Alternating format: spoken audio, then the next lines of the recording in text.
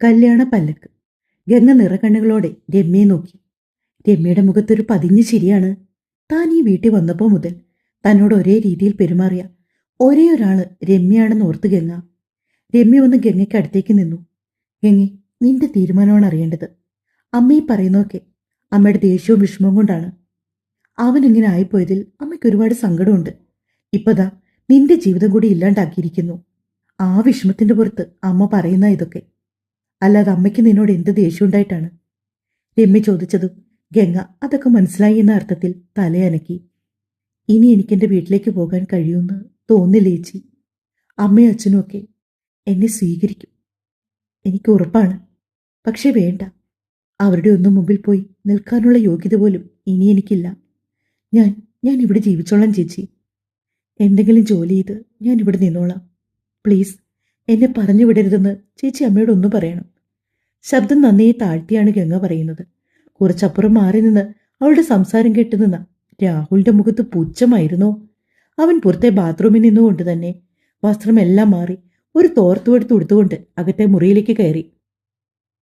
ഡ്രസ്സൊക്കെ ഇട്ട് പുറത്തേക്ക് ഇറങ്ങി വരുന്നത് കണ്ടുകൊണ്ടാണ് ഉഷ മുറിയിൽ നിന്ന് ഹോളിലേക്ക് ഇറങ്ങി വന്നത്. ഓ, ഇനി നീ എങ്ങോട്ടാ രാവിലെ തെണ്ടാൻ? അവർ അവനെ നോക്കി ചോദിച്ചതും അവർക്ക് മുഖം പോലും കൊടുക്കാതെ അവൻ മുൻവശത്തെ വാതിലിറങ്ങി പുറത്തേക്ക് പോയി. ഒരു നെടുവീർപ്പോടെ അവന്റെ ആ പോക്ക് നോക്കി ചോരിൽ ചാരി നിന്നു ഉഷ. അവർക്ക് കണ്ണുകൾ നിറയുന്നുണ്ടായിരുന്നു. പക്ഷേ നിറഞ്ഞു വന്ന കണ്ണീർ താഴേക്കൊഴുകും മുമ്പ് തന്നെ അവർ മുഖം അമർത്തി തുടച്ചുകൊണ്ട് ദേഷ്യത്തിന്റെ മുഖംമൂടിയെടുത്തണിഞ്ഞ് നേരെ അടുക്കളയിലേക്ക് ചെന്നു.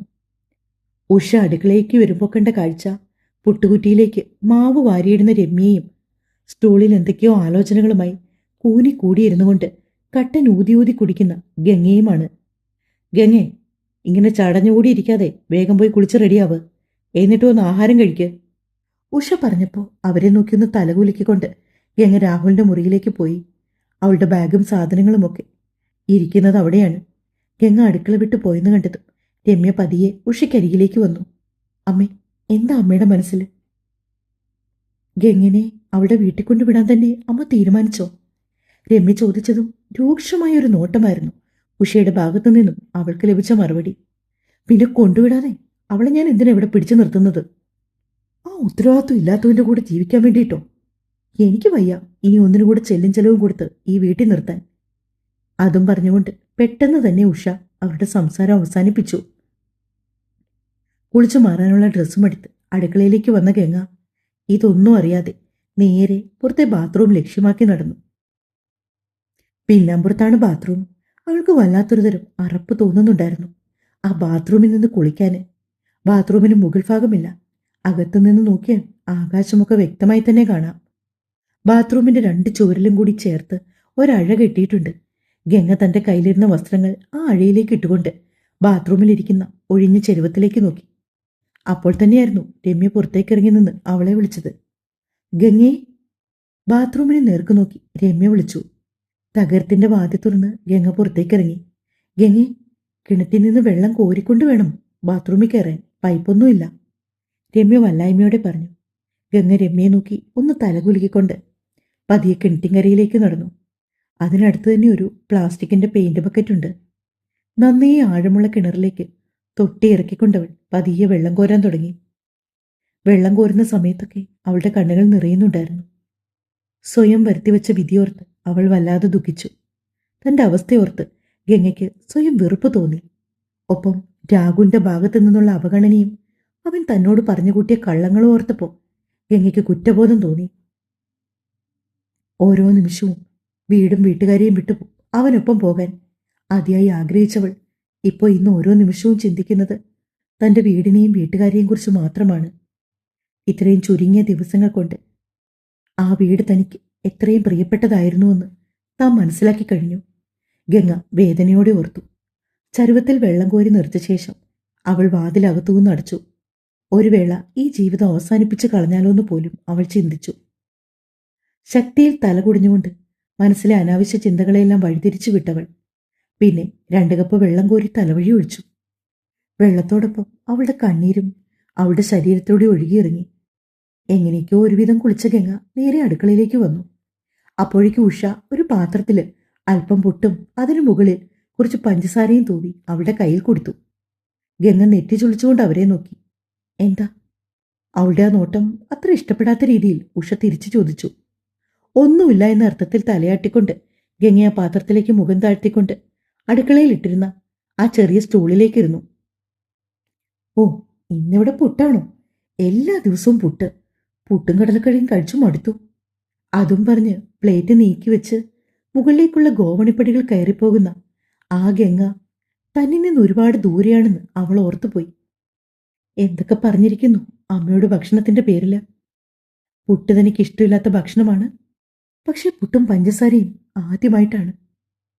ഇങ്ങനൊരവസ്ഥ തനിക്ക്. അവൾ ഒന്നും ചിന്തിക്കാതെ പതിയെ അത് വാരി വാരി കഴിക്കാൻ തുടങ്ങി. തലേന്ന് രാത്രിയിൽ എന്തോ ഇത്തിരി കഴിച്ചതാണ്. അപ്പോഴേക്കും ഒരു ഗ്ലാസ്സിൽ അല്പം കട്ടനും ഉഷ അവളുടെ കാലിൻ ചുവട്ടിലേക്ക് കൊണ്ടുവന്ന് വെച്ചു. ആഹാരം കഴിച്ചിട്ട് ഇത് കുടിച്ച് വേഗം പോയി റെഡിയാകുക.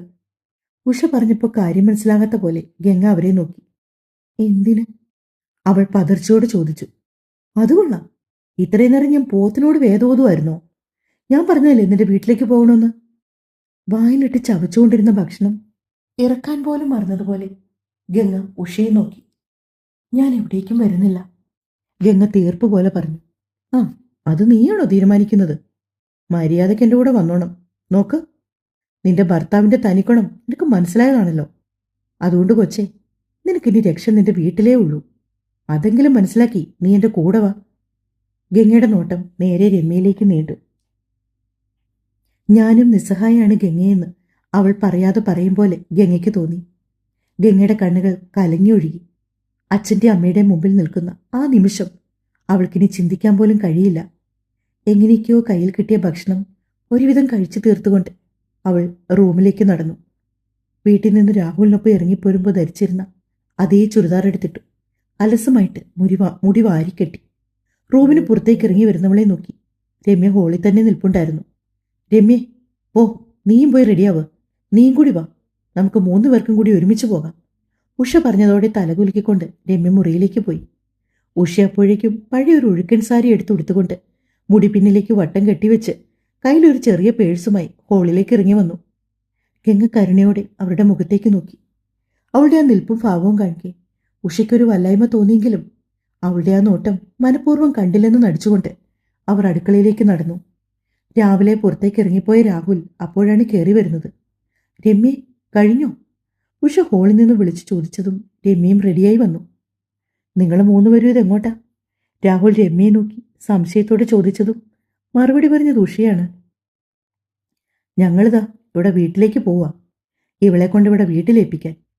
വിശ്വാസം വരാത്ത പോലെ രാഹുൽ ഗംഗയെ നോക്കി.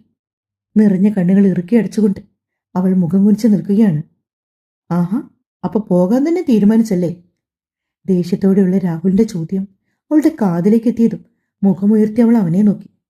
അവൻ പോകരുതെന്ന് തന്നോട് പറയുമെന്ന് ഗംഗ വെറുതെയെങ്കിലും പ്രതീക്ഷിച്ചു. പോടി, പോ, എങ്ങോട്ടാണെന്ന് വെച്ചാ പോ. ദേഷ്യത്തോടെ അതും പറഞ്ഞുകൊണ്ടവൻ വന്ന വഴി പുറത്തേക്കിറങ്ങിയതും ഉഷ ഒരു നെടുവീർപ്പോടെ ഗംഗയെ നോക്കി. അവളുടെ ആ നിൽപ്പ് കാണിക്കെ അവർക്കും അവളോടൊരു സഹതാപം തോന്നി. മറ്റൊന്നും കൊണ്ടല്ല, ഈ അവസാന നിമിഷമെങ്കിലും രാഹുൽ അവളെ കൊണ്ടുപോകണ്ട, ഞാൻ അവൾക്ക് ചിലവിന് കൊടുത്തോളാന്ന് വാശിപ്പുറത്തെങ്കിലും ഒരു വാക്ക് പറയൂന്ന് അവർ പ്രതീക്ഷിച്ചിരുന്നു. ആ പ്രതീക്ഷയാണ് ഇവിടെ അസ്തമിച്ചു പോയത്. ഗംഗെ, ഇനി എന്ത് നോക്കി നിൽക്കുവാ? ഇറങ്ങ്. അല്ല, നിന്റെ ബാഗ് എവിടെ? ഉഷ ചോദിച്ചതും ഗംഗ വല്ലായ്മയോടെ അവിടെ തറഞ്ഞു നിന്നു. രമ്യ പോയി ആ ബാഗ് എടുക്ക്. ഉഷ പറഞ്ഞതും രമ്യ പോയി ഗംഗയുടെ ബാഗ് പാക്ക് എടുത്തുകൊണ്ടുവന്നു. നടക്ക്. അവർ 3 പേരും ഒന്നിച്ച് പുറത്തേക്കിറങ്ങി. ഉഷ വാതിൽ പൂട്ടി ഈ ചെറിയ മണി പേഴ്സിലേക്ക് ഇട്ടുകൊണ്ട് മുൻപേ നടന്നു. അപ്പുറവും ഇപ്പുറവും വീടുകളാണ്. അതൊരു കോളനിയായിരുന്നു. ചെറിയൊരു കോൺക്രീറ്റ് പാത മാത്രമാണ് റോഡിലേക്ക് എത്താനായി ഉള്ളത്. അവർ 3 പേരും ഒന്നിച്ച് നടക്കുമ്പോൾ വഴിക്ക് ഇരുവശവുമുള്ള വീടുകളിൽ നിന്ന് പെണ്ണുങ്ങളൊക്കെ അവരെ ഉറ്റുനോക്കുന്നുണ്ട്. ഒപ്പം ഉഷയെ പരിചയമുള്ള ചില പെണ്ണുങ്ങൾ അടുത്തേക്ക് വരികയും ചെയ്തു. മരുമോളല്ലേ? കിണറ്റിന്റെ കരയിൽ തുണി അലക്കിക്കൊണ്ടിരുന്ന ഒരു സ്ത്രീ അവരെ കണ്ടതും വിളിച്ചു ചോദിച്ചു. ഉഷ മറുപടിയൊന്നും പറയാതെ ഗംഗയെ നോക്കി. അല്ല, 3 പേരും ഇത് എവിടേക്കാ? അവർ നിർത്താൻ ഉദ്ദേശമില്ലാത്ത പോലെ ചോദിച്ചു. ഞങ്ങളൊരിടം വരെ പോവാ സുമേ. അത്ര മാത്രം പറഞ്ഞുകൊണ്ട് ഉഷ മുന്നേ നടന്നു. ഗംഗയും രമ്യയും അവർക്ക് പിന്നാലെയും. അവർ മൂന്നുപേരും ഏറെ നേരം ബസ് സ്റ്റോപ്പിൽ നിന്ന ശേഷമാണ് ഗംഗയുടെ വീടിന്റെ ഭാഗത്തേക്ക് പോകുന്ന ബസ് കിട്ടിയത്. അതും നേരിട്ടുള്ള ബസ്സല്ല, ഇറങ്ങി കയറി വേണം പോകാൻ. ബസ് വന്നിട്ടും കയറാൻ കൂട്ടാക്കാതെ നിൽക്കുവാണ് ഗംഗ. എന്ത് നോക്കി നിൽക്കുവാ കൊച്ചേ? ബസ്സുകാർ നമ്മുടെ സൗകര്യത്തിനോടെ നിൽക്കത്തില്ല. വേഗം ചെന്ന് ബസ്സിലോട്ട് കയറാൻ നോക്ക്. ഉഷ ഉന്തിത്തള്ളി ഗംഗയെ ബസ്സിലേക്ക് കയറ്റി. ഉഷ മുൻപിലും അതിന് തൊട്ടു പിന്നിലത്തെ സീറ്റിൽ രമ്യയും ഗംഗയും അങ്ങനെയാണ് അവരിരുന്നത്. പോകുന്ന വഴിയെല്ലാം ഗംഗ കണ്ണുകൾ ഇറുക്കിയടിച്ച് ബസിന്റെ കമ്പി ജനലഴികളിൽ തല ചേർത്തിരുന്നു. അവളുടെ കണ്ണുകൾ നിറഞ്ഞൊഴുകുന്നുണ്ട്. ഒരു വേള ഗംഗയെ എന്തു പറഞ്ഞ് ആശ്വസിപ്പിക്കണമെന്നറിയാതെ രമ്യയും ഭയന്നു. മാത്രമല്ല, എന്തെങ്കിലും പറഞ്ഞാൽ തൊട്ടു മുന്നിലെ സീറ്റിലിരിക്കുന്ന ഉഷയാണ്. അവർക്ക് ദേഷ്യം വരാൻ അത് മാത്രം മതി. ആ ഓർമ്മയിൽ രമ്യയും ഭയന്നു. അരമണിക്കൂറോളം സഞ്ചരിച്ച ശേഷം അവരുടെ ബസ് ഒരു ബസ് സ്റ്റാൻഡിലെത്തി. ബസ് സ്റ്റാൻഡിലിറങ്ങി പിന്നെയും കുറച്ചു നേരം അവിടെ നിന്ന ശേഷമാണ് വീട്ടിലേക്ക് പോകാനുള്ള ബസ് കിട്ടിയത്. എന്തോ ആ ബസ്സിലേക്ക് കയറാൻ നേരം ഗംഗയുടെ മനസ്സൊന്ന് പിടഞ്ഞുപോയി. പിന്നീട് അങ്ങോട്ട് അവൾ ചിന്തിച്ചതല്ല എങ്ങനെ താൻ അച്ഛനെയും അമ്മയും അഭിമുഖീകരിക്കുമെന്നാണ്. രാഹുലിനൊപ്പം ഇറങ്ങിപ്പോകാൻ താൻ കാണിച്ചതിൻ്റെ 100% ഉത്സാഹവും തിരികെ മടങ്ങിച്ചെല്ലാനില്ല. വല്ലാത്തൊരു ഉൾക്കിടലത്തോടെയാണ് ഗംഗ ബസ്സിലിരുന്നത്. അവളുടെ മനസ്സ് മുഴുവൻ ശൂന്യമാണ്. എന്തായാലും അല്പനേരങ്ങൾക്ക് തൻ്റെ ജീവിതത്തിൽ സംഭവിക്കാൻ പോകുന്ന കാര്യങ്ങളൊന്നും അത്ര നല്ലതാവില്ല എന്നും അവളുടെ മനസ്സ് അവളോട് പറയാതെ പറഞ്ഞു. ഇടയ്ക്ക് ഗംഗയെ ഒന്ന് പാളി നോക്കിയ രമ്യ കാണുന്നത് വെറുതെ മിഴികൾ തുറന്നു പിടിച്ചിരിക്കുന്നവളെയാണ്. അവൾ ശ്വാസം എടുക്കുന്നുണ്ടോ എന്ന് പോലും രമ്യയ്ക്ക് സംശയം തോന്നി. എവിടേക്കോ പതിപ്പിച്ചു വച്ചിരിക്കുന്ന മിഴികൾ ഒന്ന് ചിമ്മാൻ പോലും മറന്ന് വല്ലാത്തൊരവസ്ഥയിലായിരുന്നു ഗംഗ. അല്പസമയത്തിന് ശേഷം അവർ സഞ്ചരിച്ചിരുന്ന ബസ് അവൾക്കിറങ്ങാനുള്ള സ്റ്റോപ്പിലേക്ക് എടുത്തു. ബസ് കവലയിലെത്തി. കണ്ടക്ടർ ബസിന്റെ സൈഡിൽ തട്ടി വിളിച്ചു പറഞ്ഞതും ഗംഗ ഒരു പകപ്പോടെ രമ്യയെ ഉഷയെ നോക്കി. എവിടെയാണോ ഇറങ്ങാനുള്ളത്? ഉഷ ചോദിച്ചതും ഗംഗ അതേ എന്ന അർത്ഥത്തിൽ തലയാട്ടി. അവർ മൂന്നുപേരും ആ കവലയിലിറങ്ങി നിന്നപ്പോൾ വേണുമാഷിനെ പരിചയമുള്ള 1-2 പേര് ഗംഗയെ രൂക്ഷമായി നോക്കിക്കൊണ്ട് അവൾ കരികിലൂടെ കടന്നുപോയി. ആരെയും നോക്കാനാവാതെ മുഖം കുനിച്ചു പിടിച്ച് ഒരേ നിൽപ്പ് നിൽക്കുവാണ് ഗംഗ ആ ബസ് സ്റ്റോപ്പിൽ. ഇനി എങ്ങോട്ടാ പോവേണ്ടത്? ഉഷ ചോദിച്ചതും ഗംഗ റോഡ് മുറിച്ച് കടക്കണമെന്ന് പറഞ്ഞു. റോഡ് മുറിച്ച് കടന്ന് ടാറിട്ട റോഡിന്റെ അരികിലൂടെ വീട്ടിലേക്ക് നടക്കുമ്പോൾ ഗംഗയുടെ ഹൃദയം അകാരണമായി മിടിച്ചു. ഭയം അവളെ പൊതിഞ്ഞു. അതിന്റെ പ്രതിഫലനം എന്നോണം അവളുടെ കൈയും കാലും ഒക്കെ തണുത്തു വിറച്ചു. അമ്മേ! ഇടറിയ ശബ്ദത്തോടെ ഗംഗ ഉഷയെ വിളിച്ചു. എന്താ ഗംഗെ? ഉഷ യാതൊരു ഭാവവ്യത്യാസവുമില്ലാതെ അവളോട് ചോദിച്ചു. പോണോ അമ്മേ? അമ്മേ പ്ലീസ് അമ്മേ, നമുക്ക് തിരികെ പോകാം. ഗംഗക്ക് എഞ്ചുന്നത് പോലെ പറഞ്ഞു. കൊച്ചെ, നിനക്ക് തലയ്ക്ക് വല്ല അസുഖമുണ്ടോ? ഈ വീടിന്റെ പടിക്ക് വരെ എത്തിയിട്ട് തിരിച്ചു പോകാനോ? അല്ലേ തന്നെ തിരിച്ചു പോകാനല്ല നമ്മൾ വന്നത്. നിന്നെ ഈ വീട്ടിൽ ഏൽപ്പിച്ചിട്ട് ഞാനും ഇവള് മാത്രമേ ഇവിടുന്ന് മടങ്ങി പോകുന്നുള്ളൂ. ഉഷ പറഞ്ഞതും ഗംഗ ഇനിയൊന്നും പറയാനില്ലാത്തതുപോലെ മിണ്ടാതെ അവർക്കൊപ്പം മുന്നോട്ട് നടന്നു.